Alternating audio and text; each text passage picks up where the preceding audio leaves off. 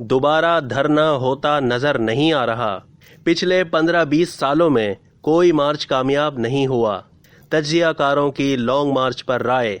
इमरान खान का हुकूमत को दिया गया अल्टीमेटम ख़त्म होने के करीब है। सीनियर सहाफ़ियों का कहना है कि दोबारा धरना होता नज़र नहीं आ रहा। लॉन्ग मार्च में पीटीआई के अंदर लड़ाई बन चुकी है। मार्च में मायूस कुन हद तक लोग बाहर निकले। सीनियर तज्जियाकार इरशाद भट्टी ने कहा कि पिछले 15-20 सालों में किसी का लॉन्ग मार्च कामयाब होते नहीं देखा। सीनियर सहाफ़ी आदिल शाहजेब ने कहा कि इमरान खान ने अपने वर्कर्स को मोबिलाइज किया है। जलसों में सोशल मीडिया पर देख चुके हैं। इस लॉन्ग मार्च में पीटीआई के अंदर लड़ाई बन चुकी है। पंजाब और खैबर पख्तूनख्वा में सारे वसाइल खैबर पख्तूनख्वा के इस्तेमाल हुए और 90% लोग खैबर पख्तूनख्वा से ही आए थे। इमरान खान देर से उठे, फिर हेलीकॉप्टर से सवाबी चले गए। लोगों ने कहा कि उन्हें तो हमें लीड करना था। चंद हजार लोग वहीं से वापस चले गए।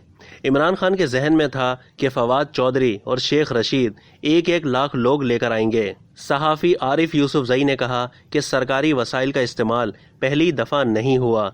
पाकिस्तानी सियासत की बदकिस्मती है कि जहां जो हुक्मरान होता है वहां के वसाइल इस्तेमाल होते हैं। इस मार्च में मायूस कुन हद तक लोग बाहर आए। जलसे उन्होंने बड़े किए। खैबर पख्तूनख्वा के एमपीए और एमएनए को टास्क दिया गया था कि वो 5-5 हज़ार लोग लेकर आएं। अकील यूसुफ जई ने मजीद कहा कि हिदायत यही थी कि धरना 1 हफ्ते जारी रहेगा। वहां पर लॉन्ग मार्च की मैनेजमेंट शहबाज गिल कर रहे थे। जो दूसरी प्रेस कॉन्फ्रेंस हुई उसमें 20 लोगों की फहरिस्त बनी थी, उसमें हम नहीं गए थे। सहाफ़ियों के ट्वीट देखे गए और इस बुनियाद पर के मार्च पर तनकीद कर रहे थे तो हमें वहां से निकाल दिया गया। इरशाद भट्टी ने मजीद कहा कि इमरान खान वाहिद शख्स हैं जो ये नहीं कहते कि तुम ये पूछना या तुम सवाल क्या पूछोगे।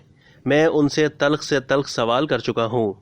अब तक के लिए इतना ही। मजीद मालूमात के लिए डेली जंग के यूट्यूब चैनल को सब्सक्राइब करना ना भूलिए और फेसबुक के पेज को भी लाइक करना ना भूलिए।